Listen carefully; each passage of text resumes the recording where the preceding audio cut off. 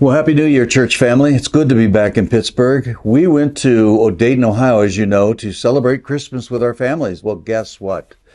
The virus hit us, and we had the worst week with the best people imaginable while we were gone. So I'm happy to be back here at Pittsburgh. I left Missy in Dayton because she has been sick as well. So it'll all end well, and we trust the Lord for all things in His timing. A couple brief announcements. Well, one's not going to be so brief. The brief one is this.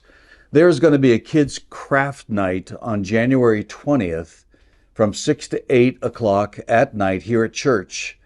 And this is a family event, so we're going to provide dinner and the supplies for the crafts. So it'll be a fun, wintry thing to do. So that's January 20th from 6 to 8 at night here at church, all right? Keep that on your calendars. The big event to talk about is really an important event in the sense that it's about prayer. The elders met back in October of this now past year to talk about the church as we do every year at a retreat. And in that, we became profoundly aware that our church lacks prayer together. I hope and pray that many of you are praying on your own, of course, for the church and many other things, but our church lacks an emphasis on prayer. And so we talked an awful lot, and hopefully you heard from the Lord, and we are going to propose issues with you about prayer that are very important in the calendar year of 2023. In fact, we're calling it the Year of Prayer 2023. And so let me give you 4 points to let you know where we're going with this. First of all, each month we're going to provide for the church family, both in handouts as well as online, whether it's QR codes or going to our website or whatever, where you'll be given the next month. So at the end of January, you'll be giving February's prayer emphasis or prayer focus. It could be things like missions that we're going to be praying for a month, or it could be that people in our lives who aren't saved will be people we pray for the month. And so we're going to hand that out to you the month prior to what's going to be emphasized. And we'll all be on the same page in praying for specific people or specific churches or specific needs of the nation even. And so have an expectation that every month we'll be emphasizing prayer in a particular way. The second thing we're going to do is this January, we're going to have an emphasis on preaching about prayer. In fact, we're going to talk about the Lord's Prayer. It's going to be based on a book that the staff read by Kevin DeYoung called The Lord's Prayer. And it really tells us that oftentimes we're told to pray and pray and pray, and then we feel guilty that we don't match up to that. So Jesus is simply teaching us how to pray. And so we felt that was a very important emphasis to make in the church. So for 4 sermons in January, starting on the 8th and ending on the 29th, I'll be preaching on prayer. And so have an expectation for that. And then each life group is going to be offered curriculum to keep studying the topic on Sunday mornings about prayer. So I really am excited about this prayer series. Pray for me as I preach. I want to do it well for the Lord's sake and for ours. And so the Lord's Prayer is going to be emphasized in the month of January.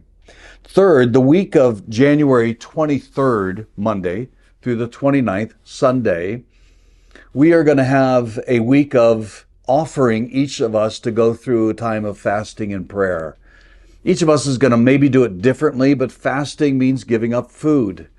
And it's for the emphasis of showing God we need Him to replace our need for food.